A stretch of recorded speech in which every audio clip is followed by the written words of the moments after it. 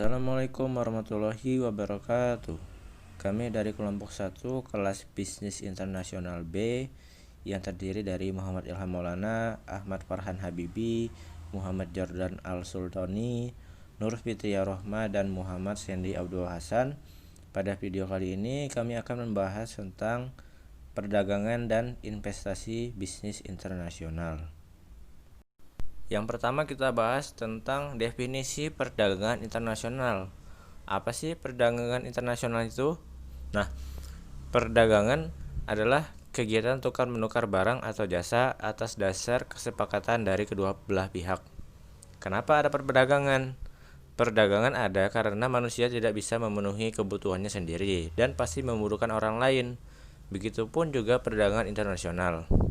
Perdagangan internasional adalah perdagangan yang dilakukan oleh penduduk suatu negara dengan penduduk negara lain atas dasar kesepakatan bersama. Penduduk yang dimaksud dapat berupa antar perorangan, antara individu dengan pemerintah suatu negara, atau pemerintah suatu negara dengan pemerintah negara lain. Menurut Amir MS, bila dibandingkan dengan pelaksanaan perdagangan di dalam negeri, perdagangan internasional sangatlah rumit dan kompleks. Kerumitan tersebut antara lain disebabkan karena adanya batas-batas politik dan kenegaraan yang dapat menghambat perdagangan, misalnya dengan adanya bea tarif, atau kuota barang impor. Untuk selanjutnya adalah jenis perdagangan internasional. Nah, jenis-jenis perdagangan internasional ada 3, yaitu perdagangan bilateral, perdagangan regional, dan perdagangan multilateral. Yang pertama ada perdagangan bilateral. Perdagangan ini meliputi 2 negara saja. Contohnya adalah perjanjian antara Indonesia dan Jepang. Contohnya adalah Indonesia memiliki banyak bahan mentah namun kurang dalam teknologi dan skill untuk mengolahnya. Jepang memiliki teknologi dan skill akan tetapi kurang sumber daya untuk diolah. Maka dari kedua ini membuat sebuah perjanjian internasional yang bisa menguntungkan kedua belah pihak. Selanjutnya adalah perdagangan regional.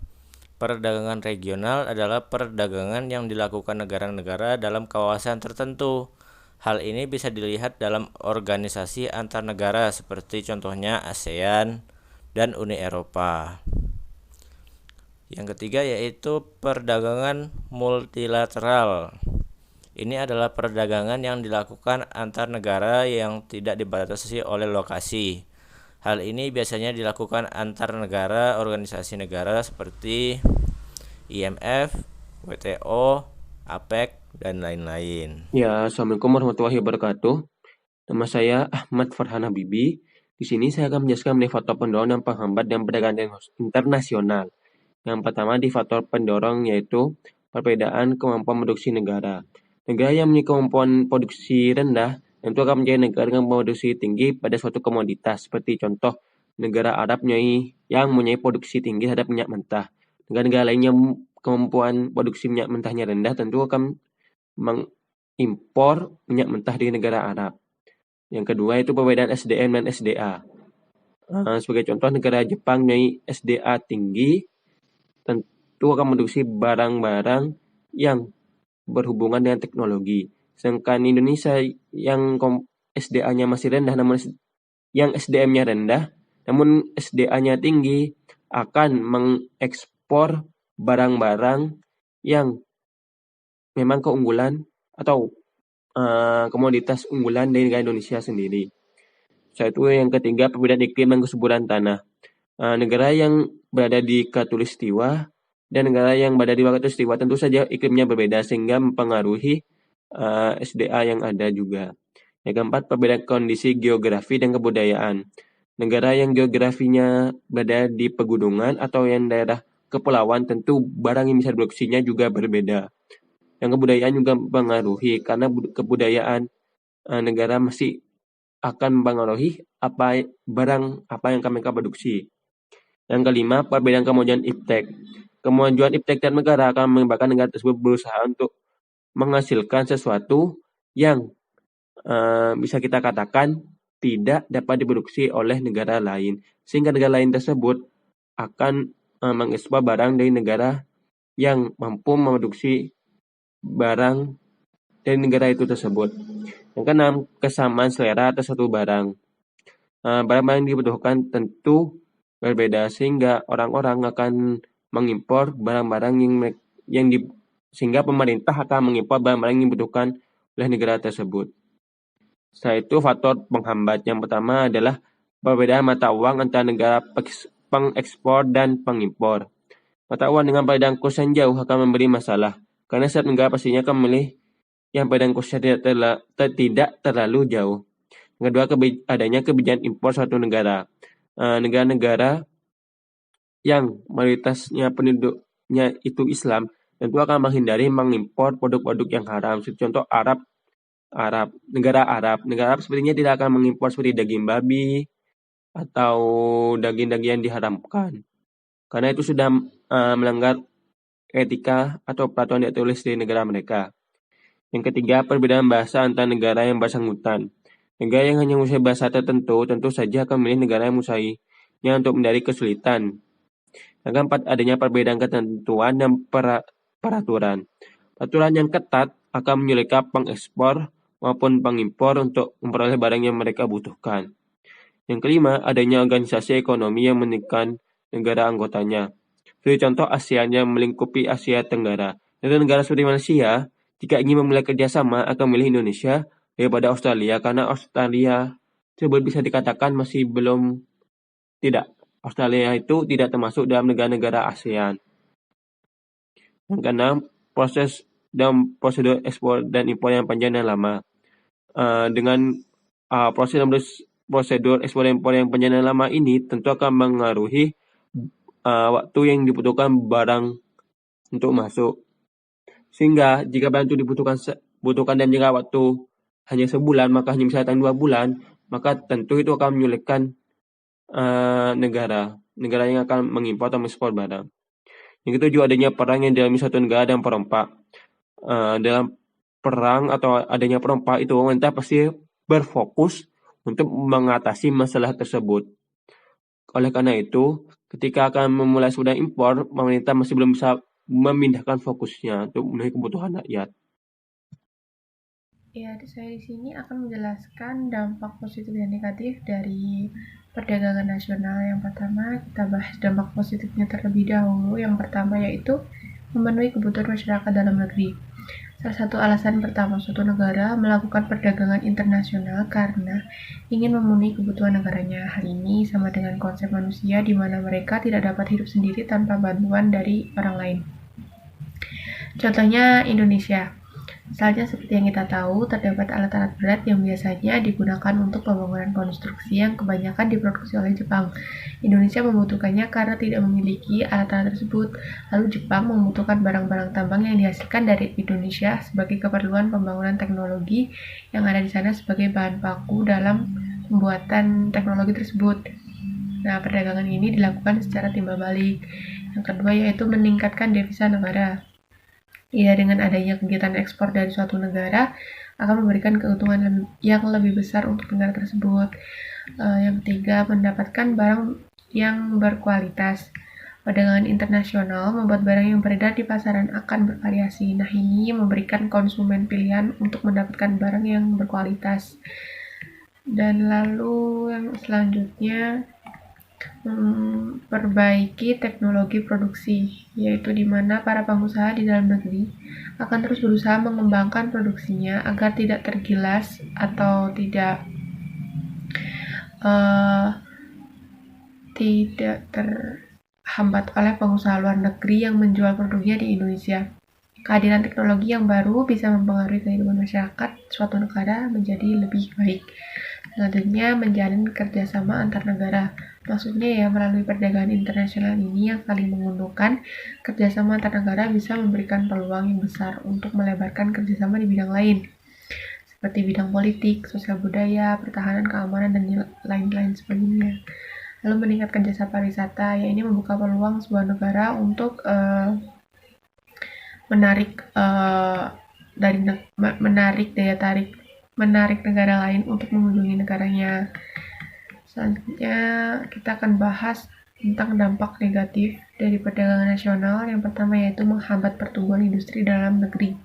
Perdagangan luar negeri yang makin bebas menimbulkan hambatan kepada negara berkembang untuk memajukan sektor industri domestik. Selain itu, untuk membuat konsumen dalam negeri lebih memiliki ketergantungan kepada industri yang dimiliki perusahaan multinasional semakin meningkat.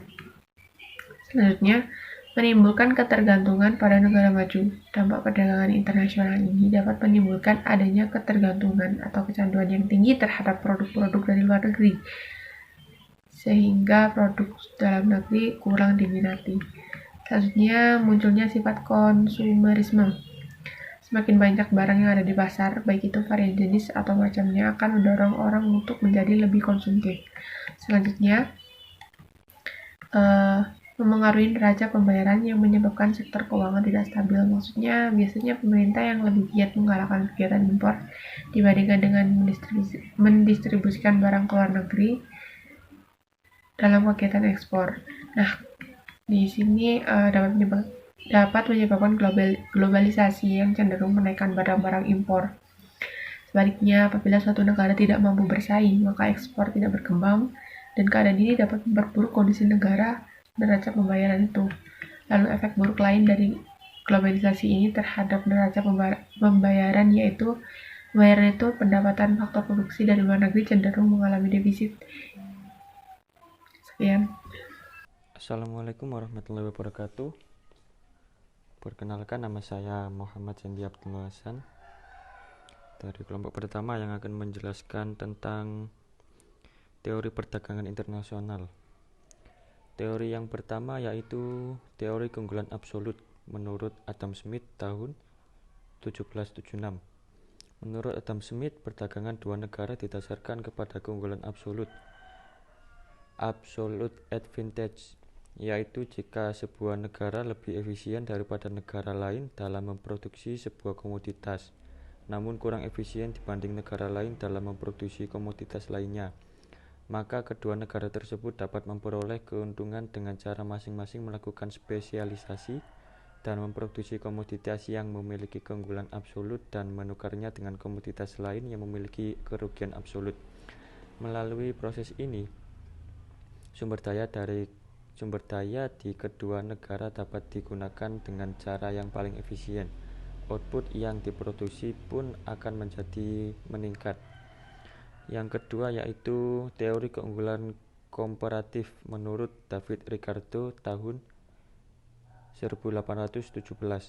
Menurut David Ricardo, meskipun suatu negara kurang efisien dibanding atau memiliki kerugian absolut dengan negara lain dalam memproduksi dua komoditas, namun masih tetap terdapat dasar untuk dapat melakukan perdagangan yang menguntungkan kedua belah pihak. Negara tersebut harus melakukan spesialisasi dalam memproduksi dan mengekspor komoditas yang memiliki kerugian absolut yang lebih kecil dan mengimpor komoditas yang memiliki kerugian absolut lebih besar.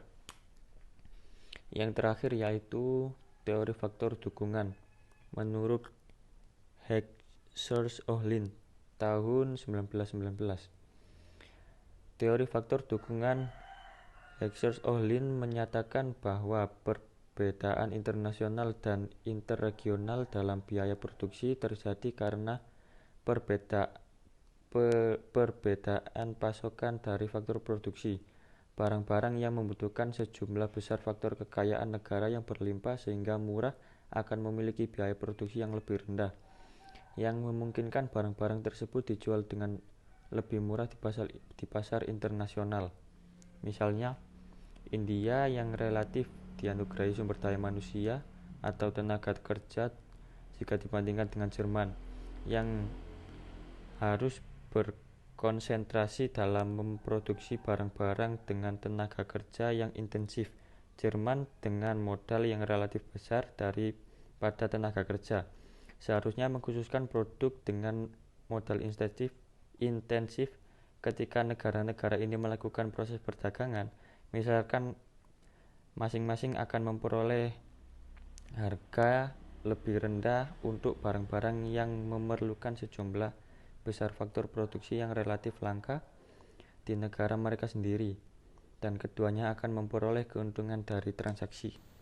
Investasi internasional, yaitu merupakan penanaman modal dari investor asing yang bekerja sama dengan investor dalam negeri untuk melakukan usaha di Indonesia. Kemudian, jenis-jenis investasi internasional. Yang pertama, investasi portofolio, yaitu pembelian saham dan obligasi untuk memperoleh laba atas dana yang diinvestasikan. Yang kedua, investasi langsung luar negeri, yaitu investasi yang dikenal dengan penanaman modal asing langsung, yaitu merupakan bentuk investasi dengan jalan membangun, membeli total, atau mengakuisisi perusahaan. Itu saja yang bisa kami sampaikan terkait dengan perdagangan dan investasi bisnis internasional. Kurang lebihnya mohon dimaafkan, semoga bermanfaat. Terima kasih atas perhatiannya. Wassalamualaikum warahmatullahi wabarakatuh.